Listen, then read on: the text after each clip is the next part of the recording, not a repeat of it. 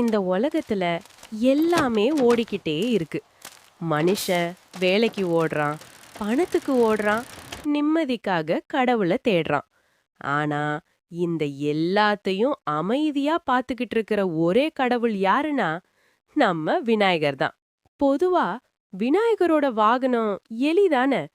ஆனா இன்று அவர் ஏறியது எலி இல்ல, ஒரு பைக்.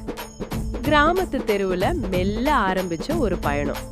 முன்னாடி விநாயகர், பின்னாடி ஒரு சின்ன எலி. விநாயகருக்கு இது சாதாரண ரைடு. ஆனா அந்த எலிக்கு இது வாழ்க்கையிலேயே மொத ரிஸ்க். பைக் கொஞ்சம் ஸ்பீட் எடுத்ததும் எலி மனசுக்குள்ள, ஐயோ சாமி, நான் நடந்தே பழகினவன், இது ரோட் தானா ரன்வேயா? விநாயகர் மட்டும் அமைதியா, பயப்படாதன்னு சிரிச்சுக்கிட்டே ஓட்டுறார். பயம் வந்தா மனுஷன் என்ன பண்ணுவான்? கடவுளை தேடுவான். ஆனா இங்க எலிக்கே பயம் வந்ததும் அதே கடவுளுக்கே பிரார்த்தனை. விநாயகா, நீங்களே என்னை காப்பாத்தணும். விநாயகர் சிரிச்சார்.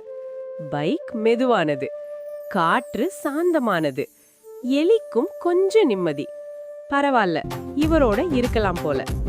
கடவுளும் சில நேரம் ஒரு சின்ன ட்ரிப்பு போவார். ஆனா நம்ம பயம், நம்ம கவலை, அவையெல்லாம் அவர்கிட்ட பாதுகாப்பா தான் இருக்கும். விநாயகருக்கும் சேர்த்து ஒரு ஹார்ட் போட்டுருங்க.